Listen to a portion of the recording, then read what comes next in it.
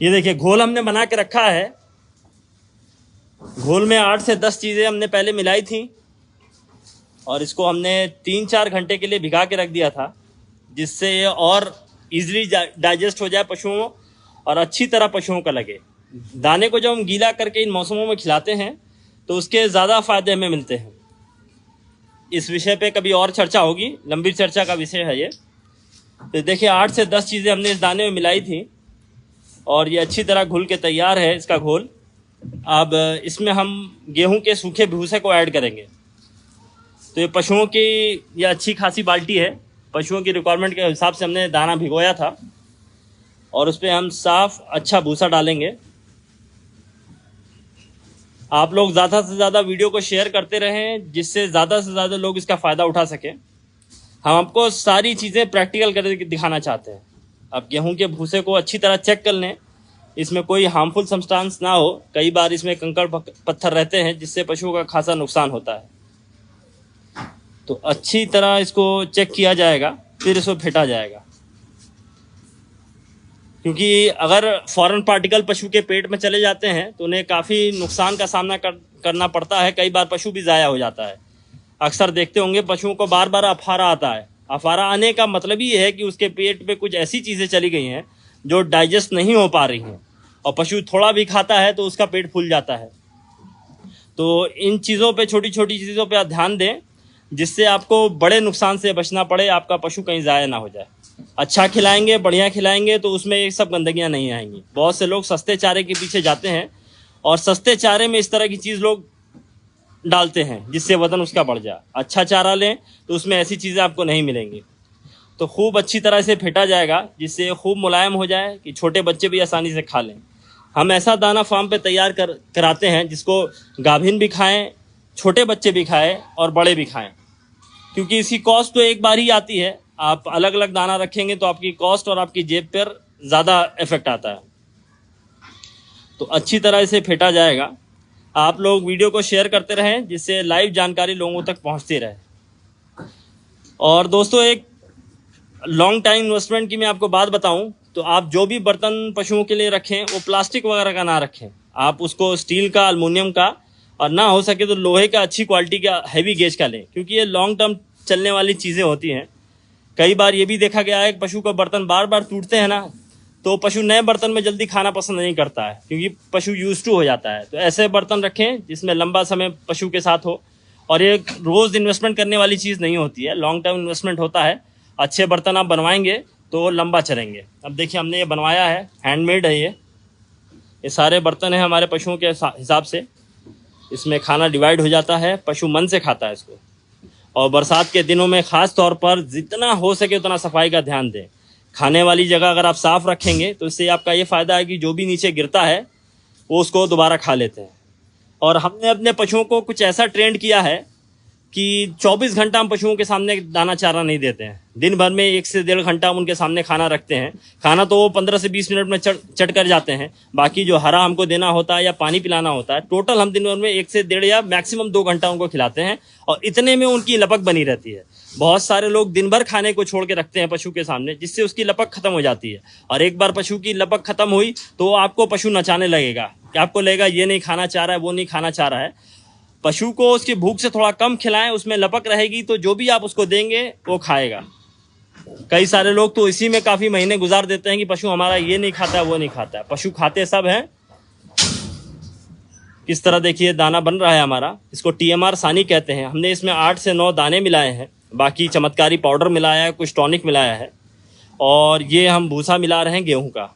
Season का ये भूसा है, इसको काफ़ी मन से खाते हैं पशु। तो इसमें आपका देखिए 3-4 चीज़ें हो गई पशु के लिए। एक तो पानी हो गया, जो पशु कम पीने की आदत होती है वो इस तरह से बरसात के मौसम में भी अच्छा पानी क्वांटिटी उनके शरीर में चली जाती है। दूसरा दाना मिश्रण हो गया, तीसरा हरा चारा हो गया, चौथा सूखा चारा हो गया। हरे चारे के तौर पे हमने जो हरे चारे से मिलने वाले मिनरल होते हैं वो डाले हैं इसमें। बाकी हम इसमें भूसे को अभी और डालेंगे, इसमें अभी भूसे की और इसमें जगह है। तो ये बर्तनों की बात हम आपसे कह रहे थे। हमने एक टाइम पैसे लगा के कुछ बढ़िया बर्तन ले लिए हैं, जिससे हम सालों साल इसमें खिलाते हैं, तो पशु इसके ऊपर चढ़ भी जाए तो कोई ऐसी दिक्कत नहीं आती है। हमने शुरू में जब फार्म किया था तो प्लास्टिक के बर्तन लाए थे, तो पशु खेल खेल में उसको तोड़ते थे, जिससे हमारा नुकसान भी बढ़ता जा रहा था। तो पशुओं के रिक्वायरमेंट के हिसाब से हम इसमें सूखा चारा और ऐड करेंगे, जिससे इसकी क्वांटिटी भी बढ़ जाए, पशु का पेट भी भरे। हम दिन भर में 2 फीडिंग पशुओं को कराते हैं, एक सुबह और एक शाम को, और दोपहर में के वक्त पानी पिलाते हैं। गुड़ का पानी हम पिलाते हैं, जिससे शरीर पे शाइनिंग बनी रहती है, और सबसे बड़ी चीज़ शाइनिंग और डाइजेशन अच्छा रहता है। क्योंकि पशु को हम अच्छा से अच्छा खिला लें, अगर उसकी पाचन शक्ति अच्छी नहीं है तो हमें रिजल्ट नहीं मिलेगा। हम उसको हल्का भी दाना खिला रहे हैं, उसके बदन में लग रहा है तो हमारा बहुत बढ़िया है, हमारी इफिशियंसी बढ़ जाती है। तो इस तरह से पशु को ढालें कि वो जो भी खाए वो पचा ले। बहुत से देहात से पशु आते हैं, जैसे अभी बहुत सारे लोग नए पशु ला रहे होंगे, तो उनका डाइजेशन नहीं बना होता है। उनको जब आप अनाज देंगे तो मेंगनी के रास्ते निकलने लगता है। तो धीरे धीरे उनको फार्म पे पहले सेट करें, अच्छी तरह उनकी डिवॉर्मिंग करके, और उनको लिवर टॉनिक ऐसे दें, और कुछ खास सप्लीमेंट्स आते हैं जिनसे उनकी पाचन शक्ति टाइट होती है और उनकी डाइजेशन इंप्रूव होता है। जो भी खाएंगे उनको लगेगा उनके शरीर में उसका FCR जो होता है वो बढ़ेगा, फूड कन्वर्जन रेशियो जो होता है, खाने को पचा के एनर्जी कितना प्रोड्यूस कर रहा है वो बढ़ता है। ऐसा ना हो कि आप अच्छा खिला रहे हो, सुबह सब मेंगनी में निकल जाए। तो आपके जो भी सवाल हैं आप हमसे लाइव पूछ सकते हैं, या आप कमेंट में भी पूछ सकते हैं। हमारे बच्चे बेसब्री से इंतज़ार कर रहे हैं खाने का। अब इसको डिवाइड किया जाएगा, तो अच्छी तरह इसको लगाया जाएगा। जो पशु जिस बर्तन में खाना पसंद करता है हम उसको इसमें ही देते हैं, जिससे वो आपस में लड़ ना सकें।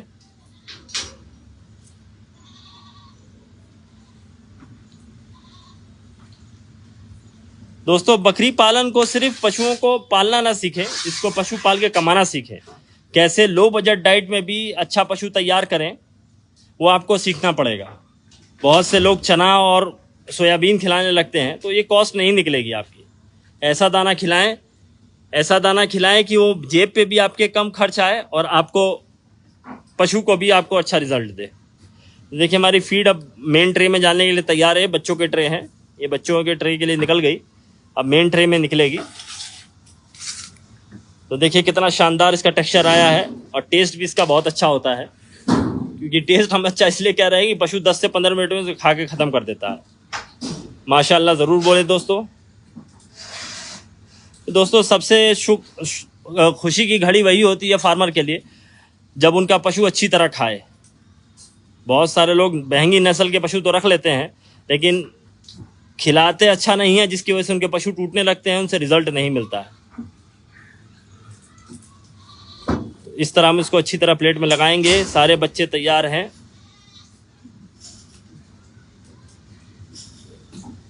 आपके जो भी सवालात हैं वो आप हमसे पूछ सकते हैं डायरेक्ट लाइव। बरसात का मौसम है, जितना आप फार्म को सूखा रखेंगे उतना बीमारियां आपसे दूर रहेंगी। उनके बैठने की जगह को भी सूखा रखें, जिससे बीमारियां उनके खुरों तक ना पहुंचे। क्योंकि एक बार पशु बीमार पड़ता है तो बीमारी तो हम दूर कर लेते हैं, लेकिन जो पशु का लॉस होता है वेट का, वो काफ़ी दुखदायी होता है। क्योंकि किसान फार्मर जो है कई महीने मेहनत करता है, तब उनकी सेहत बनती है, और एक बार बीमार पड़ने पे 5 से 10 किलो वजन टूट जाता है, पशु बैग चला जाता है। तो ये छोटी मोटी जो आने वाली दिक्कतें होती हैं उसको आप दूर कर लें, तो ऐसी दिक्कतों का सामना नहीं करना पड़ेगा आपको। साफ सुथराई रखें। ये हमने देखिए बांट दिया इनमें, ये ट्रे में पूरा खाना लग गया इनका। दोस्तों, आपकी जो भी समस्या है आप हमसे लाइव के माध्यम से पूछ सकते हैं। क्या सप्लीमेंट डाला है, इसके लिए हम एक डेडिकेटेड वीडियो बनाएंगे, वो आप तक जल्द आएगा।